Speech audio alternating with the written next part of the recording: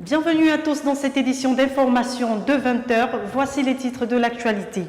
Bassiami Ancora, c'est le nom du nouveau film italien qui retrace la vie moderne. La projection de cette œuvre cinématographique a eu lieu à l'Institut français du Gabon. Les images dans un instant. Dans l'actualité également ce soir, ces conclusions du Forum national sur la sous-traitance pétrolière, une fin des travaux marquée par plusieurs recommandations à l'endroit du gouvernement gabonais. Après son assemblée générale du samedi 3 mai dernier, qui s'est soldée par une seule recommandation, à savoir le dépôt d'un préavis de grève, le syndicat autonome des personnels des affaires sociales est passé à l'acte en présence du ministre et son délégué à la prévoyance sociale. Le dépôt de ce préavis est motivé par plusieurs points d'ordre interne qui sont au nombre de 17 et 3 points. Autre reportage de Justin Bitégué. La prime d'incitation à la fonction enseignante pour ceux des affaires sociales qui exercent dans l'enseignement. Augmenter le SMIC et le point d'indice tenant compte des conclusions contenues dans les procès-verbaux de 2013 entre gouvernement et partenaires sociaux. Voilà ce qui amène le syndicat autonome des personnels des affaires sociales à mettre sur la table du ministre un préavis de grève. Ce qui nous amène à être ici ce matin au ministère de la Prévoyance sociale et de la Solidarité nationale, c'est de faire le dépôt officiel de notre préavis de grève. Notre préavis de grève qui relève certains points internes et les points transversaux. Et parmi les points transversaux, il y a l'exigence de la nouvelle grille salariale que le gouvernement doit nous présenter. Grand est l'étonnement de la part du ministre de tutelle. Je suis donc surprise ce matin, en lisant ma revue de presse dans la voiture en venant au travail, d'apprendre par l'Écho du Nord qu'il va y avoir ce matin ici, au ministère de la Prévoyance sociale, un préavis de grève. Alors, j'ai appelé votre leader syndicaliste, M. Minsa, pour lui faire part de mon étonnement. Les syndicalistes disent reprendre le travail normalement tout en respectant les clauses des discussions qu'ils ont eues avec le ministre. Mais si rien n'est fait, après les 8 jours selon la loi, ils seront obligés de faire recours à la grève illimitée. Fait état de cela, ça passe, mais fin de la deuxième année. La Ligue estudiantine et plusieurs étudiants de l'Université Omar Bongo de Libreville se sont rendus ce matin devant la primature pour rencontrer le chef du gouvernement. Au menu de cette rencontre, la bourse non accordée à 450 étudiants bacheliers, une bourse qui n'a jamais été reversée à ces étudiants, une situation qui a fait donc monter la poudre au niveau du temple du savoir, comme nous le rapporte ici Kenny Ngouri sous les images de Refus Tsoga. Rassemblés devant la primature, ces étudiants parmi les 450 de l'Université Omar Bongo de Libreville, dont les bourses n'ont jamais été reversées, étaient accompagnés de leur leader de la Ligue estudiantine. Ils sont venus rencontrer le chef du gouvernement pour trouver une solution à ce problème de bourse. Il s'agit ce matin pour la Ligue estudiantine des droits de l'homme d'aller défendre un projet, d'aller défendre des droits, les droits des nouveaux bacheliers. Le constat est fait que cette nouvelle année académique, l'ANBG a supprimé, sinon elle n'a pas attribué à 450 étudiants la bourse. C'est la raison pour laquelle nous avons entamé une démarche avec les 450 concernés. Et cette démarche aujourd'hui aboutit sur une négociation avec la tutelle, avec le Premier ministre. Trouver une solution dans l'immédiat, sans quoi les manifestations ne cesseraient pas au temple du savoir, selon les étudiants. Et si rien ne fait, les manifestations vont continuer. Voilà, les manifestations vont continuer. Mais je pense que si nous sommes là à la primature, c'est qu'une solution va être trouvée, une solution durable. Au terme de cette réunion avec le Premier ministre, une assemblée générale aura lieu pour déterminer la conduite à tenir. C'est ce lundi que s'est ouvert à Libreville le Festival du cinéma européen qui a eu lieu du 5 au 10 mai. 12 films européens et africains vont se partager les écrans de l'Institut français du Gabon et celui de l'Université Omar Bongo. Le thème de la famille est au centre de ce festival. Voyons cela avec Martial Tsonga et Justin Bitegui. Ils étaient tous là ou presque, les diplomates européens et africains accrédités au Gabon, pour célébrer la famille à travers le festival. Une occasion toute trouvée pour célébrer le cinéma européen.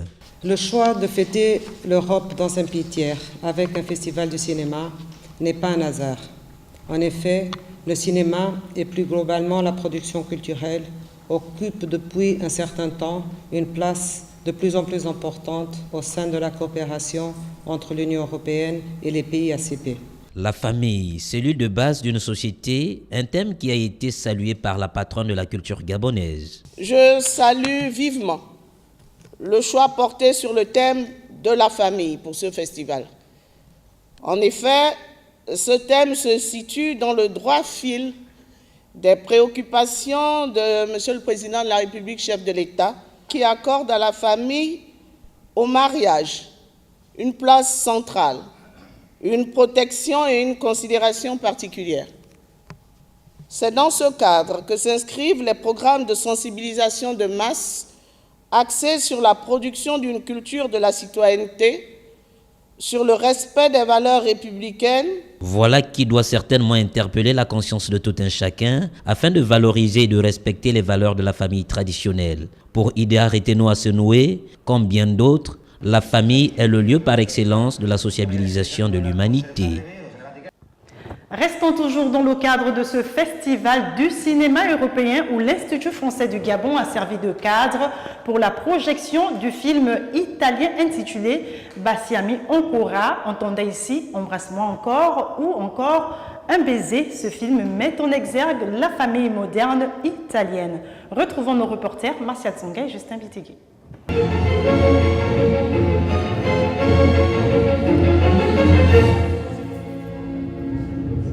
Questo sono io oggi. Sto di nuovo pensando di potermi legare ad una sola donna. Lei è Anna, 25 anni a maggio.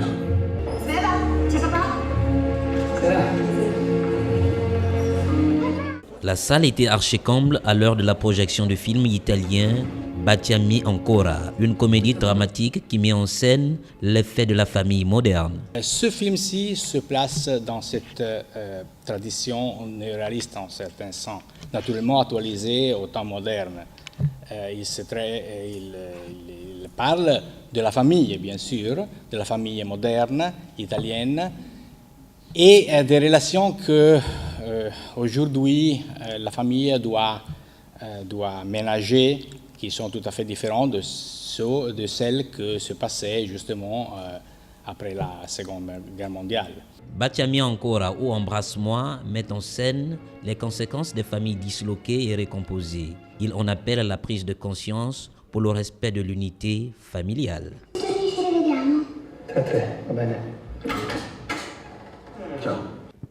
Dans le reste de l'actualité, le Forum national sur la sous-traitance pétrolière s'est achevé samedi dernier en présence des membres du gouvernement gabonais, en tête desquels le Premier ministre, professeur Daniel Onaondo. Cette cérémonie s'est vue ponctuée par la présentation des conclusions issues des différents travaux qui ont rythmé cette rencontre. Plus de précisions dans ce reportage de Philippe Oyaga et Rufit Soguet.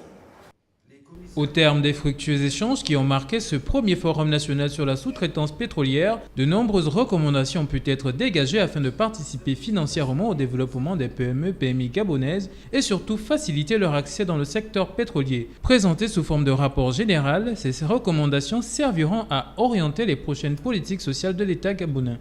Créer au sein des institutions en charge des hydrocarbures une entité dédiée au suivi et à l'encadrement des PME-PMI locales opérant dans le secteur pétrolier. Renforcer le dispositif d'appui aux PME-PMI, ANTT et Promo Gabon. Le Premier ministre, qui n'a pas caché sa satisfaction à l'issue de cette rencontre, a assuré de son côté que le gouvernement dont il a la charge ne ménagera aucun effort pour mettre en œuvre toutes ces recommandations. Je note avec satisfaction que les principales recommandations formulées s'inscrivent dans le droit fil des attentes des plus hautes autorités de l'État, dans le domaine des hydrocarbures et dans le cadre du plan stratégique Gabon émergent. Ces recommandations me paraissent être particulièrement en phase avec la volonté du président de la République, chef de l'État. Le gouvernement gabonais devra donc tenir compte de la contribution de tous ces nombreux acteurs qui ont pris part à ce forum s'il veut relever les défis qui s'imposent dans ce secteur pourvoyeur d'emplois.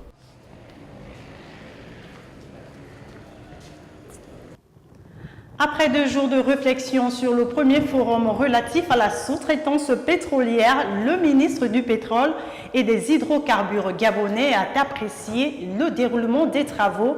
Il compte sur le gouvernement gabonais pour la mise en œuvre des recommandations. Reportage de Philippe Oyaga, Martial Tsonga et Rufit Soga.